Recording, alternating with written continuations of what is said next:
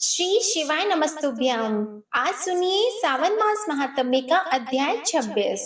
महादेव जी देवी पार्वती जी से कहते हैं, हे पार्वती, कुबेर स्थान से उत्तर भाग में मनोवांछित वस्तुओं को देने वाली महादेवी भद्र काली का स्थान है। जो चैत्र मास की तृतीया को उनकी पूजा करता है, उसे सौभाग्य, विजय और लक्ष्मी की प्राप्ति होती है। कुबेर स्थान से नैऋत्य भाग में साक्षात कुबेर जी विराजमान हैं, जो पंचमी तिथि को भक्ति भाव से गंध, पुष्प तथा चंदन आदि के द्वारा उनकी पूजा करता है, उसे विघ्न रहित अनुपम निधि की प्राप्ति होती है। वहां कुंड में स्नान करने से ब्रह्म हत्या जैसे पापों का नाश हो जाता है। उसके पूर्व भाग में बालार्केश्वर लिंग है तथा उत्तर भाग में गया क्षेत्र सहित अंबिका स्थान है। उन दोनों के दर्शन से मनुष्य वाजपेयी यज्ञ का फल पाता है और समस्त पापों से मुक्त हो जाता है। कुबेर स्थान से 10 कोस की दूरी पर पुष्कर नामक तीर्थ है। उससे अग्निकोण में 14 कोस दूर देवकुल नामक स्थान है, जहाँ देवताओं का समागम हुआ है। उसके पश्चिम भाग में ऋषि तोया नदी है, जो समस्त पापों का नाश करने वाली तथा ऋषियों को प्रिय है। जो मनुष्य उसमें विधिवत स्नान करके पितरों का तर्पण करता है, वह 70,000 वर्षों तक के लिए पितरों को तृप्त कर देता है। इतना ही नहीं, उसे 7 जन्मों के पापों से छुटकारा मिल जाता है। परम पवित्र देवदारू वन में सहस्त्रों ऋषि निवास करते थे।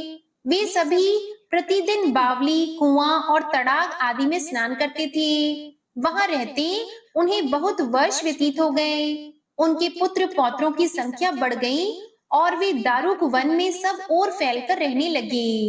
एक दिन उन सब ने एकत्र होकर परस्पर विचार किया कि हम लोग ब्रह्मलोक में चलकर ब्रह्मा जी की प्रार्थना करें, जिससे यहाँ कोई नदी प्रकट हो। ऐसा निश्चय करके वे तपोधन मुनि ब्रह्मलोक में गए और वहां ब्रह्मा जी की अनेक प्रकार से स्तुति करने लगे। ऋषिगण बोले, ओंकार स्वरूप आपको नमस्कार है। संपूर्ण विश्व की सृष्टि करने वाले आपको बार बार नमस्कार है। समस्त संसार की रक्षा करने वाले आप परमात्मा को नमस्कार है। और जगत का संहार करने वाले तथा ब्रह्म रूपधारी आपको नमस्कार है। पितामह आपको नमस्कार है। सुर ज्येष्ठ आपको नमस्कार है। उन ऋषियों की इस प्रकार स्तुति करने पर लोक पितामह ब्रह्मा जी बहुत प्रसन्न हुए और बोले, विप्रवरों, तुम्हारा स्वागत है।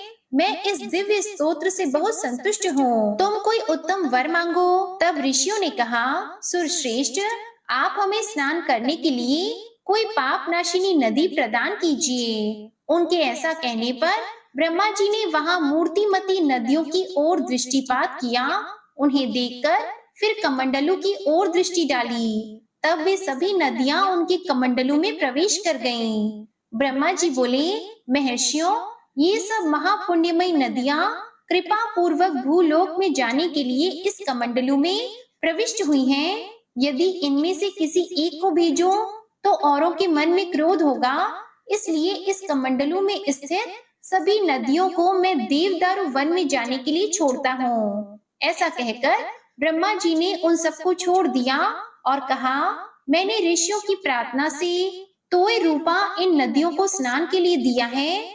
इसलिए इनसे प्रकट होने वाली नदी ऋषि तोया नाम से प्रसिद्ध होगी। इस प्रकार देवदारू वन में ऋषि तोया नदी का आगमन हुआ है। पूर्व वाहिनी ऋषि तोया नदी जहाँ समुद्र में मिली है, वहाँ जो मनुष्य स्नान और जलपान करते हैं वे धन्य हैं। वहाँ प्रातः काल गंगा, पूर्वान काल में यमुना, मध्याह्न काल में सहस्त्रों नदियों के साथ सरस्वती, अपराह्न काल में नर्मदा तथा सायं काल में सूर्य पुत्री तप्ती नदी बहती है। ऐसा जानकर जो विद्वान उसमें स्नान और विधिवत श्राद्ध करता है, वह उसके फल का भागी होता है। महादेव जी कहते हैं, हे देवी पार्वती, उसके दक्षिण भाग में थोड़ी ही दूर पर शंख, चक्र और गदा धारण करने वाले भगवान माधव विराजमान है, जो शुक्ल पक्ष की एकादशी को स्नान करके शुद्ध वस्त्र पहनकर गंध, पुष्प और अनुलेपन के द्वारा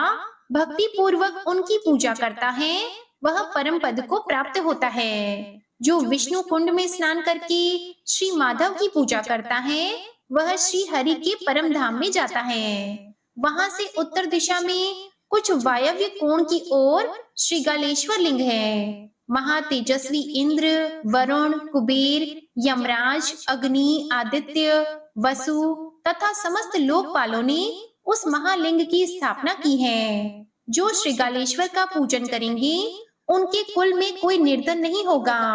जो मनुष्य अमावस्या तिथि को यहाँ आकर स्नान करके क्रोध रहित होकर विधि पूर्वक पितरों का श्राद्ध करता है, उसके पितर प्रलय काल तक तृप्त रहते हैं। इस क्षेत्र का विस्तार 1 मील तक है। उसमें जो मृत्यु को प्राप्त होते हैं, उन्हें उत्तम गति की प्राप्ति होती है। जो अनशन व्रत ग्रहण करके इस तीर्थ में प्राणों का त्याग करते हैं, वे परमेश्वर में लीन हो जाते हैं। श्रीगालेश्वर से ईशान कोण में 7 धनुष की दूरी पर त्रिपथगा गंगा है। उसके जल में उत्पन्न होने वाली मछलियां इस कलयुग में भी 3 नेत्रों वाली देखी जाती है।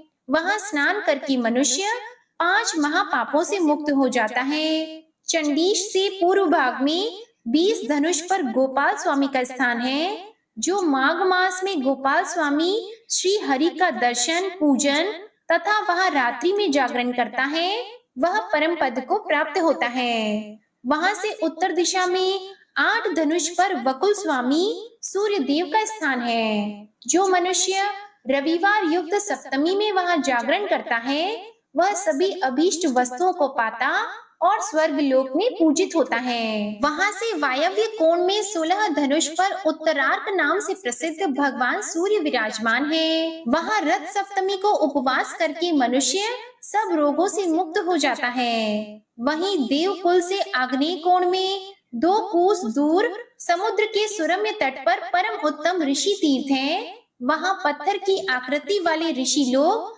आज भी देखे जाते हैं, जो सब पापों का नाश करने वाले हैं। वहां से पश्चिम दिशा में आधे कोस पर मरुद देवी हैं, जो मरुद गणों के द्वारा पूजित तथा समस्त अभीष्ट वस्तुओं को देने वाली है। मनुष्य को चाहिए कि समस्त कामनाओं की सिद्धि के लिए महानवमी और सप्तमी तिथि को गंध, पुष्प आदि उपचारों के द्वारा यत्न पूर्वक उनकी पूजा करें। देवकुल से पूर्व में 10 कोस पर शबर स्थान में क्षमादित्य नाम से प्रसिद्ध सूर्य देव का स्थान है। उनका दर्शन करके मनुष्य क्षेम तथा अर्थ सिद्धि का भागी होता है। रविवार युक्त सप्तमी को पूजित होने पर वे समस्त अभीष्ट वस्तुओं को देते हैं। देवकुंड से उत्तर और भास्कर से दक्षिण कंटक शोधिनी देवी का स्थान है। जो मनुष्य अष्टमी और नवमी के दिन उनकी पूजा करता है, उसको राक्षसों और पिशाचों से भय नहीं होता और वह उत्तम सिद्धि को पाता है। उससे पूर्व दिशा में थोड़ी ही दूर पर ब्राह्मणों द्वारा स्थापित ब्रह्मोश्वर लिंग है। जो ऋषि तोया के जल में स्नान करके उसका पूजन करता है, वह ब्राह्मण जड़ता से रहित एवं वेदज्ञ होता है। भगवती चंडी के गणों द्वारा वह स्थान सुरक्षित है। मैंने सीमा सहित वह स्थान ब्राह्मणों को दे दिया है। महादेव जी कहते हैं, हे देवी, पूर्व काल में वेन नामक राजा था। वह मृत्यु की कन्या का पुत्र था, इसलिए मातामह के दोष से उसमें भी क्रूरतापूर्ण विचार आ गया। उसने अपने धर्म को पीछे छोड़कर पाप में मन लगाया। वेद शास्त्रों का उल्लंघन करके वह अधर्म में तत्पर हो गया। उसका विनाश काल उपस्थित था, इसलिए उसकी ऐसी बुद्धि हुई कि मैं ही सब यज्ञों और श्रेष्ठ ब्राह्मणों के द्वारा स्तवन और पूजन करने योग्य हूँ। इस निश्चय के द्वारा धर्म का उल्लंघन करके वह प्रजाजनों को पीड़ा देने लगा। उसका यह बर्ताव देखकर मरीचि आदि महर्षि कुपित होकर बोले, वेन, तुम अधर्म न करो।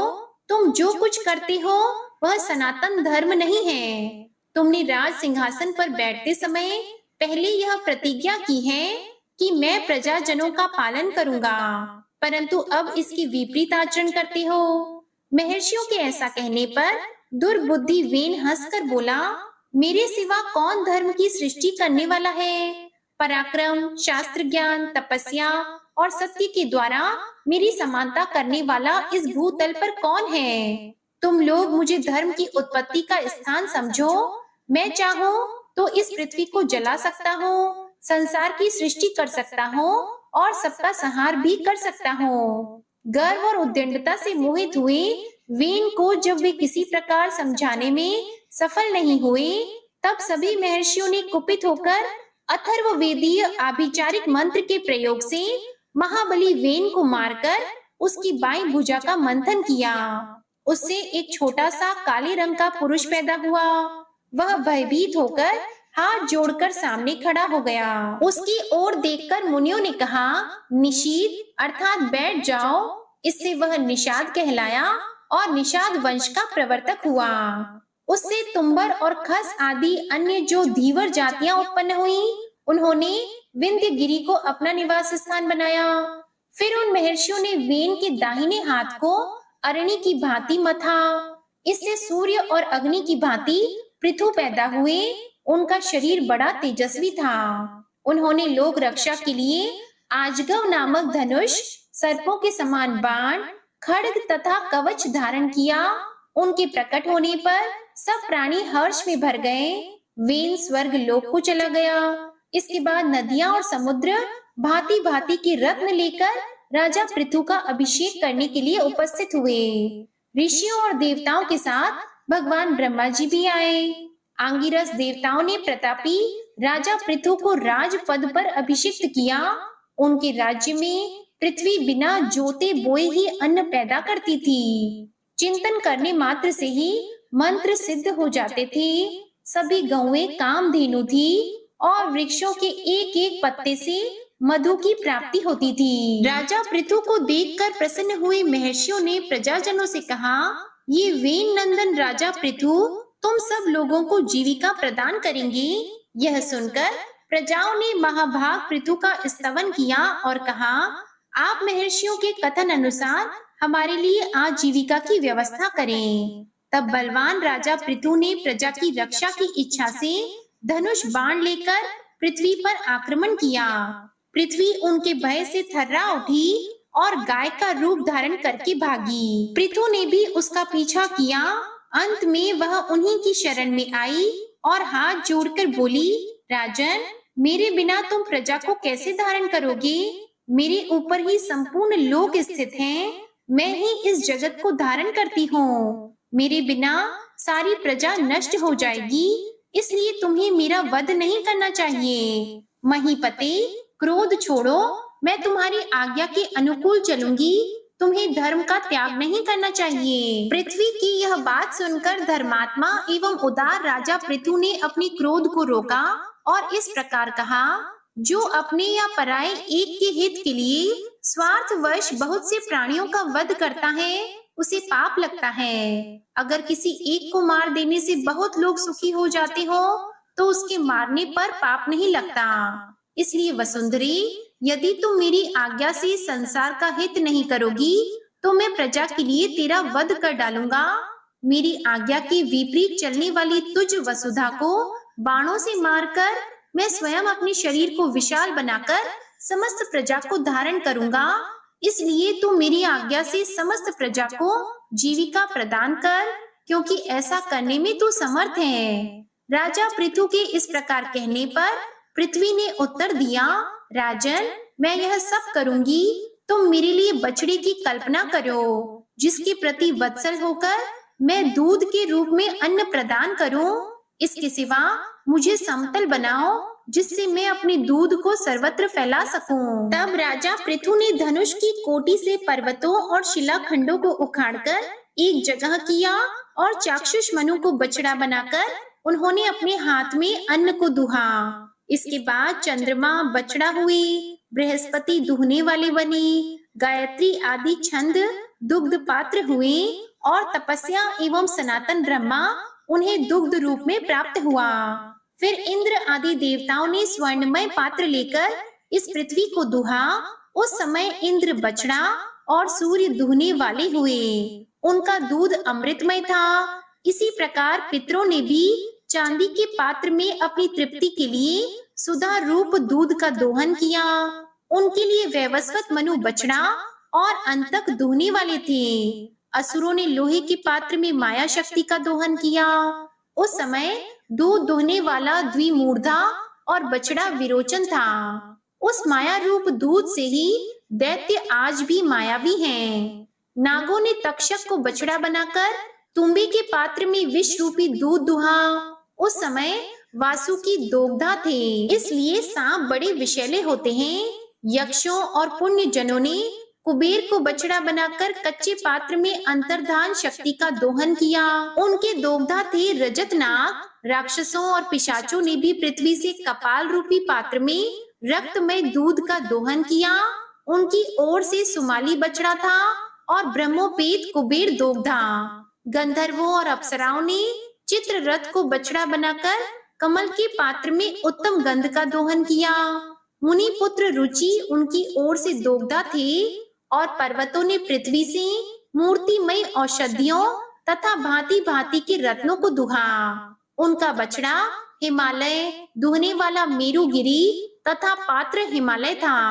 वृक्ष और लता आदि वनस्पतियों ने पलाश का पात्र लेकर पृथ्वी को दुहा। कटने पर पुनः अंकुरित हो जाना, यही उनका दूध था। खिला हुआ शाल वृक्ष उनका दोग्धा और पाकड़ का वृक्ष उनका बछड़ा था। इस प्रकार लोगों के हित के लिए राजा पृथु ने सबका धारण पोषण करने वाली इस पृथ्वी का दोहन किया। उन्होंने धर्म से भूतल वासियों का रंजन किया, इसलिए उन्हें राजा कहा गया। तभी से इस पृथ्वी पर राजा शब्द की प्रसिद्धि हुई। जय भोलेनाथ। आज का अध्याय समाप्त हुआ। इसके आगे का वृतांत आप अगले अध्याय में सुनिएगा। प्रिय भक्त जनों, अब आपको सुनाते हैं शिव पुराण में वर्णित एक पौराणिक और बहुत ही दुर्लभ कथा। बहुत समय पहले वाशकल नामक गांव में बिंदुक नाम का एक ब्राह्मण रहता था। वह अधर्मी, दुरात्मा और महापापी था। उसकी स्त्री बहुत सुंदर थी। उसका नाम चंचुला था। वह सदा उत्तम धर्म का पालन करती थी, परंतु बिंदुक वैश्यागामी था। इस तरह कुकर्म करते हुए बहुत समय व्यतीत हो गया। उसकी स्त्री काम से पीड़ित होने पर भी सधर्म नाश के भय से क्लेश सहकर भी काफी समय तक धर्म भ्रष्ट नहीं हुई, परंतु आगे चलकर वह भी अपने दुराचारी पति के आचरण से प्रभावित होकर दुराचारी और अपने धर्म से विमुख हो गई। इस तरह दुराचार में डूबे हुए उन पति पत्नी का बहुत सा समय व्यर्थ बीत गया। वैश्यागामी दूषित बुद्धि वाला वह दुष्ट ब्राह्मण बिंदुक समय अनुसार मृत्यु को प्राप्त होकर नरक में चला गया। बहुत समय तक नरक के दुखों को भोगकर वह मूढ़ बुद्धि पापी विंध्य पर्वत पर भयंकर पिशाच हुआ। इधर उस दुराचारी बिंदुक के मर जाने पर वह चंचुला नामक स्त्री बहुत समय तक पुत्रों के साथ अपने घर में रहती रही।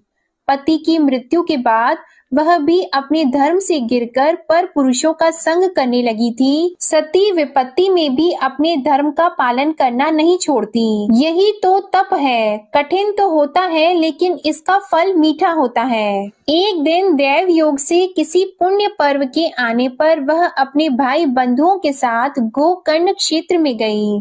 उसने तीर्थ के जल में स्नान किया और बंदी जनों के साथ यहाँ वहाँ घूमने लगी। वह एक देव मंदिर में गई।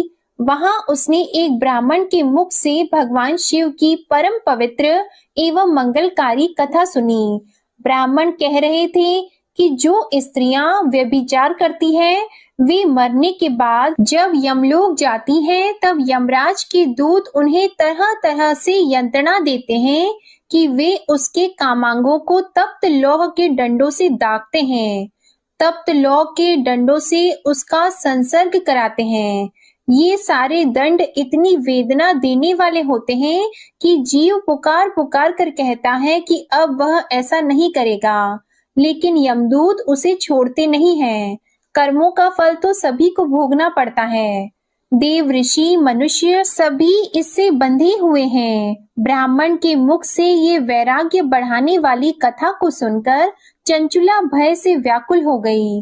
कथा समाप्त होने पर सभी लोग वहां से चले गए। तब कथा बांचने वाले ब्राह्मण देवता से चंचुला ने कहा, हे ब्राह्मण, धर्म को न जानने के कारण मेरे द्वारा बहुत बड़ा दुराचार हुआ है।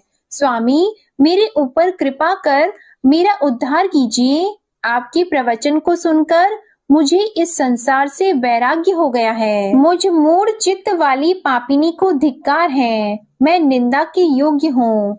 मैं बुरे विषयों में फंसकर अपने धर्म से विमुख हो गई थी। कौन मुझ जैसी को मार्ग में मन लगाने वाली पापिनी का साथ देगा? जब यमदूत मेरे गले में फंदा डालकर मुझे बांध कर ले जाएंगे और नरक में मेरे शरीर के टुकड़े करेंगे, तब मैं कैसे उन महायातनाओं को सहन कर पाऊंगी? मैं सब प्रकार से नष्ट हो गई हूँ, क्योंकि अभी तक मैं हर तरह से पाप में डूबी रही हूँ। हे ब्राह्मण, आप मेरे गुरु हैं, आप ही मेरे माता पिता हैं। मैं आपके शरण में आई हूँ। मुझ अबला का अब आप उद्धार कीजिए। इस प्रकार विलाप करती हुई चंचुला ब्राह्मण देवता के चरणों में गिर पड़ी।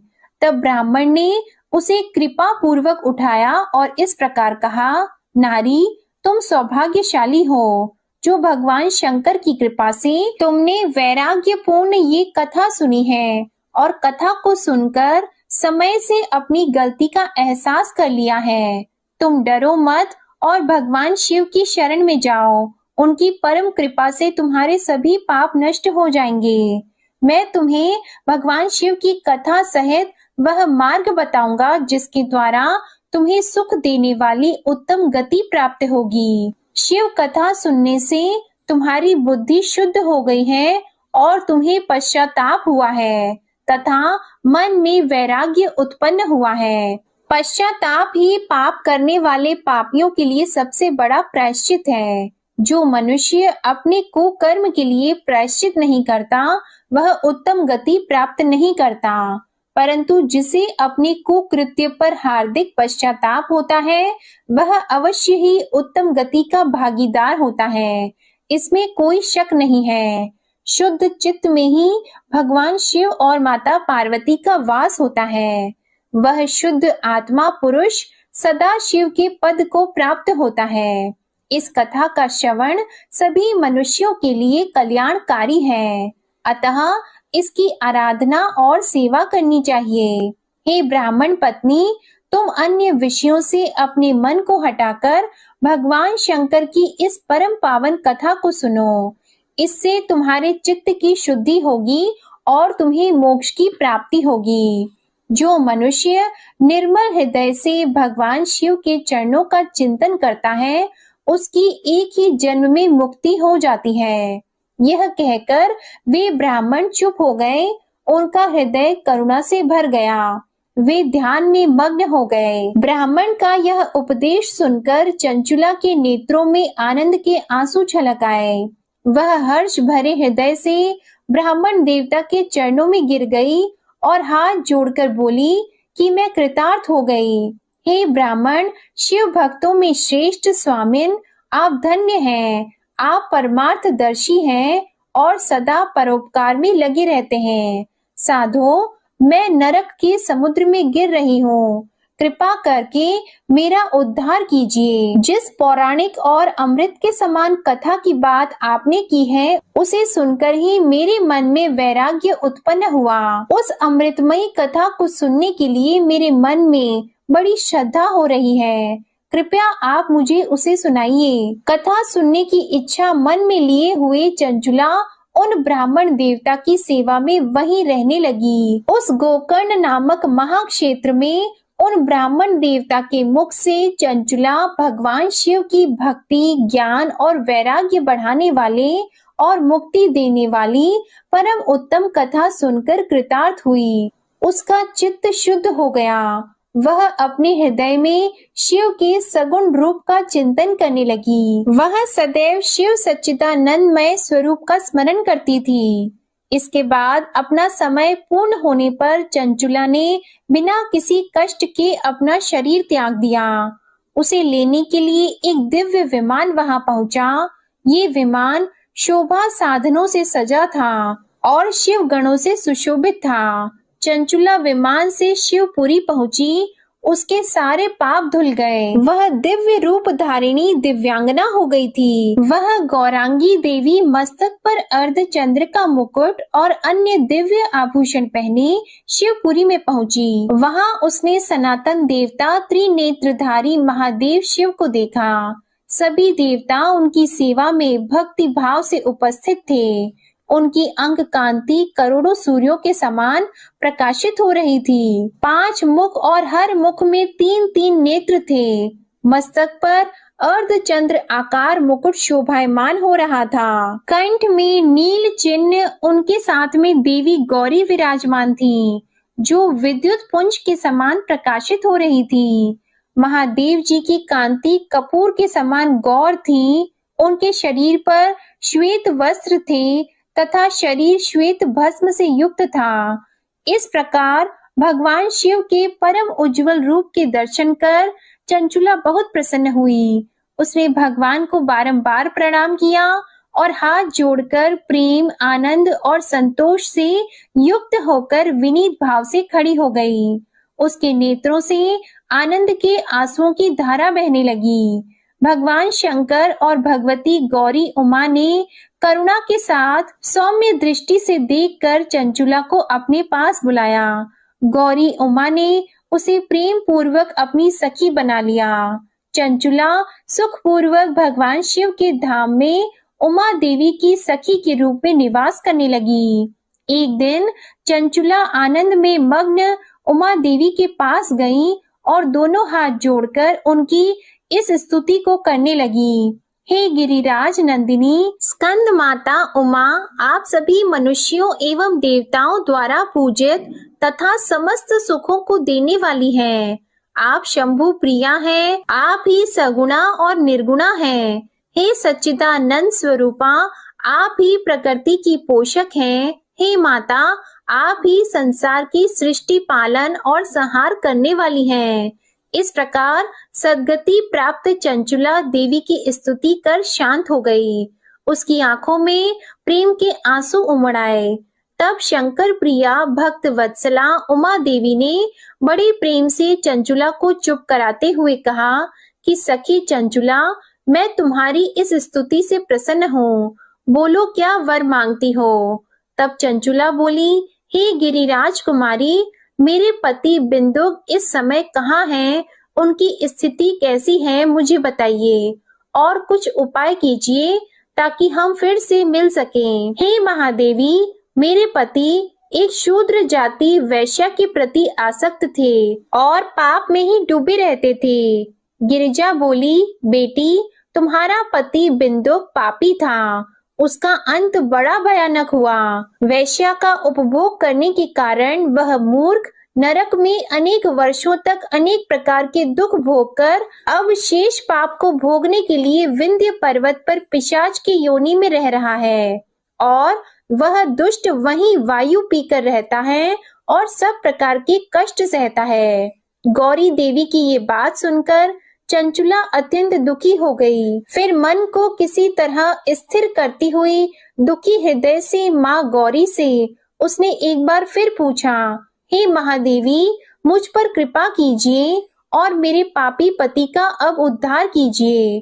कृपा करके मुझे वह उपाय बताइए जिससे मेरे पति को उत्तम गति प्राप्त हो सके। गौरी देवी ने कहा, यदि तुम्हारा पति भगवान शिव की पुण्यमय उत्तम कथा सुने तो वह इस दुर्गति को पार करके उत्तम गति का भागी हो सकता है। अमृत के समान मधुर गौरी देवी के ये वचन सुनकर चंचुला ने दोनों हाथ जोड़कर मस्तक झुकाकर उन्हें बार बार प्रणाम किया और प्रार्थना की कि मेरे पति को भगवान शिव की कथा सुनाने की व्यवस्था कीजिए। ब्राह्मण पत्नी चंचुला के बार बार प्रार्थना करने पर शिव प्रिया गौरी देवी ने भगवान शिव की महिमा का गान करने वाले गंधर्व राज तुमरु को बुलाकर कहा, तुमरु, तुम्हारी भगवान शिव में प्रीति है। तुम मेरे मन की सभी बातें जानकर मेरे कार्यों को सिद्ध करते हो तो मेरी इस सखी के साथ विंध्य पर्वत पर जाओ। वहां एक महाघोर और भयंकर पिशाच रहता है। पूर्व जन्म में वह पिशाच बिंदुक नामक ब्राह्मण मेरी इस सखी चंचुला का पति था। वह वैश्यागामी हो गया था। वह स्नान, संध्या आदि नित्य कर्म छोड़कर अपवित्र रहने लगा। क्रोध के कारण उसकी बुद्धि भ्रष्ट हो गई थी। दुर्जनों से उसकी मित्रता तथा सज्जनों से द्वेष बढ़ गया था। वह अस्त्र शस्त्र से हिंसा करता, लोगों को सताता और उनके घरों में आग लगा देता था। चांडालों से दोस्ती करता और वह रोज वैश्या के पास जाता था। पत्नी को त्याग कर दुष्ट लोगों से दोस्ती कर उन्हीं के संपर्क में रहता था। वह मृत्यु तक दुराचार में फंसा रहा। मृत्यु के बाद उसे पापियों के भोग स्थान यमपुरी में ले गए। वहां घोर नरकों को सहकर इस समय वह विंध्य पर्वत पर पिशाच बनकर रह रहा है और पापों का फल भोग रहा है। तुम उसके सामने परम पुण्यमयी, पापों का नाश करने वाली भगवान शिव की दिव्य कथा का प्रवचन करो। इस कथा के सुनने से उसका हृदय सभी पापों से मुक्त होकर शुद्ध हो जाएगा और वह प्रेत योनि से मुक्त हो जाएगा। दुर्गति मुक्त होने पर उस बिंदुक नामक पिशाच को तुम विमान पर बिठाकर भगवान शिव के पास ले आना। माँ उमा का आदेश पाकर गंधर्व राज तुमरू प्रसन्नता पूर्वक अपने भाग्य की सराहना करते हुए चंचुला को साथ लेकर विमान से पिशाच के निवास स्थान विंध्य पर्वत पर गया। वहां पहुंचकर उसने विशाल आकृति वाले पिशाच को देखा। उसका शरीर विशाल था, उसकी ठोड़ी बड़ी थी। वह कभी हंसता, कभी रोता, कभी उछलता था। महाबली तुमरू ने बिंदुक नामक पिशाच को पाशों से बांध लिया। उसके पश्चात तुमरू ने कथा बांचने के लिए स्थान तलाश कर मंडप की रचना की। शीघ्र ही इस बात का पता लोगों को चल गया कि एक पिशाच के उद्धार हेतु देवी पार्वती की आज्ञा से तुमरू भगवान शिव की कथा सुनाने विंध्य पर्वत पर आया है। उस कथा को सुनने के लोभ से बहुत से देवर्षि वहां पहुंच गए। सभी को आदर पूर्वक स्थान दिया गया। पिशाच बिंदुक को पाशों में बांधकर आसन पर बिठाया गया और तब तुमरू ने परम उत्तम भगवान शिव की अमृत कथा का गान शुरू किया, जिससे सभी श्रोता कृतार्थ हो गए। परम पुण्यमयी कथा को सुनकर पिशाच सभी पापों से मुक्त हो गया और उसने पिशाच शरीर का त्याग कर दिया। शीघ्र ही उसका रूप दिव्य हो गया। उसका शरीर गौर वर्ण का हो गया। शरीर पर श्वेत वस्त्र एवं पुरुषों के आभूषण आ गए। इस प्रकार दिव्य देहधारी होकर बिंदुक अपनी पत्नी चंचुला के साथ स्वयं भी भगवान शिव का गुणगान करने लगा। उसे दिव्य रूप में देखकर सभी को बहुत आश्चर्य हुआ। उसका मन परम आनंद से परिपूर्ण हो गया। सभी भगवान महेश्वर के अद्भुत चरित्र को सुनकर कृतार्थ होकर उनका यशोगान करते हुए अपने अपने धाम को चले गए। बिंदुक अपनी पत्नी चंचुला के साथ विमान में बैठकर शिवपुरी की ओर चल दिया। महेश्वर के गुणों का गान करता हुआ बिंदुक अपनी पत्नी चंचुला और तुमरू के साथ शीघ्र ही शिव धाम पहुंच गया। भगवान शिव, देवी पार्वती ने उसे अपना पार्षद बना लिया। दोनों पति पत्नी सुखपूर्वक भगवान महेश्वर एवं देवी गौरी के श्री चरणों में अविचल निवास पाकर धन्य हो गए। बोलिए उमा महेश्वर भगवान की जय। आज की कथा पसंद आई हो तो वीडियो को लाइक करके चैनल जरूर सब्सक्राइब कीजिएगा और कमेंट में हर हर महादेव जरूर लिखिएगा। इसी के साथ आज आप हमारे चैनल पर शिव महापुराण की कथा और पुत्रदा एकादशी व्रत कथा भी जरूर सुनिएगा। ओम नमः शिवाय।